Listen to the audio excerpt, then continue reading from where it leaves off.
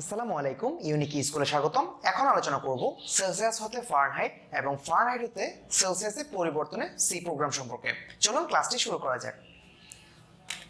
যদি আমার সেলসিয়াস হতে ফারেনহাইট বলা হয়,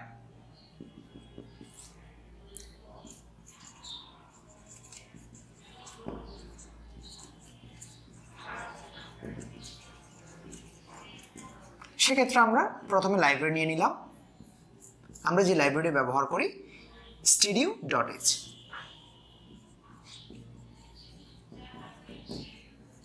angle bracket, int main, first bracket এবং সেকেন্ড ব্র্যাকেট নেব। সেকেন্ড ব্র্যাকেটে চাইলে আমরা এখান থেকেও নিতে পারি।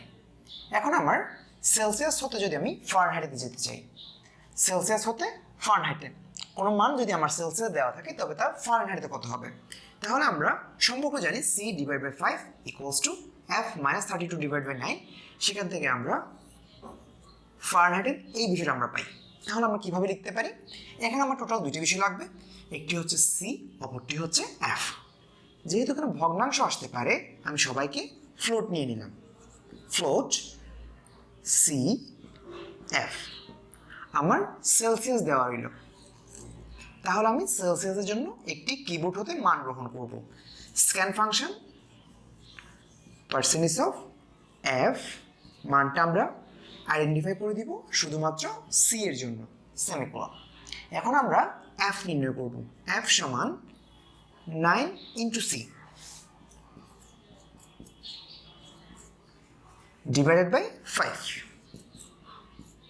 Plus 32 semicolon. আপনারা চাইলে 9/5 করলে আমরা যেহেতু 1.8 পাই, 1.8 × c এইভাবেও লিখতে পারেন। এখন আমি বিষয়টার আউটপুট দেখাবো। তাহলে আমি প্রিন্ট এফ এই ফাংশনকে কল করে নিলাম।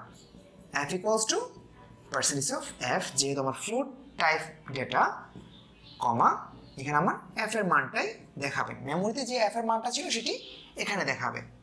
বিষয়টা আবার ফাইনালি আমি রিটার্ন 0 করে প্রোগ্রামটা ক্লোজ করে নিলাম। এখন যদি আমরা চাই ফারেনহাইট হতে সেলসিয়াসে, সেক্ষেত্রে আমাদের কি করতে হবে?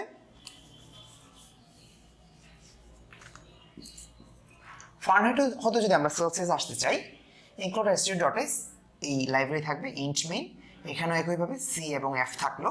আমার এখন ফারেনহাইটে মান দেওয়া আছে, তাহলে আমি বিষয়টা এফ এর জন্য আইডেন্টিফাই করে দেব। এখন যদি আমরা সি নির্ণয় করতে চাই, equals to f-32 divided by 9 into 5, line শেষে সেমিকোলন। তাহলে কম্পিউটার যে কোনো এফ এর মানের জন্য এখানে এফ এর মানটি বসাবে, সেখান থেকে 32কে বিয়োগ করে 9 দিয়ে ডিভাইড করে 5 দিয়ে গুণ করে মানটা সিতে জমা রাখবে। এখন আমি বিষয়টার আউটপুট দেখাতে চাইলাম, print F C = percentage of F, যেহেতু ফ্লোট টাইপ ডেটা, এখানে সি এর যে মেমোরিতে মান ছিল সেটি বসবে, এটা আমি কমার পর বসালাম। আমি বলেছিলাম প্রিন্ট এফ এর পর, অর্থাৎ প্রিন্ট এফ এর সময় আপনি কোনো ধরনের অ্যাম্পারস্যান্ড অ্যান্ড বা অ্যাড্রেস করার জন্য যে একটি অ্যাম্পারস্যান্ড অ্যান্ড ইউজ করা হয় সেটি আমরা ব্যবহার করব না। একটি অ্যাম্পারস্যান্ড অ্যান্ড দিয়ে আমরা অ্যাড্রেস বুঝি। এখন সেমিকোলন, আমার আর কোনো কাজ এখানে বাকি নেই। আমরা বিষয়টা রিটার্ন 0 লিখে দিব। এটি হলো সেলসিয়াস এবং ফারেনহাইট এর সম্পর্কে যে সি প্রোগ্রাম ছিল সেটির বিষয়ে আলোচনা। এখন এই বিষয়টার জন্য আমরা আমাদের উইন্ডোজের মধ্যে কোড ব্লকস এবং অ্যান্ড্রয়েডের মধ্যে মোবাইল সি অ্যাপের মাধ্যমে বিষয়টা প্র্যাকটিক্যালি দেখার চেষ্টা করব।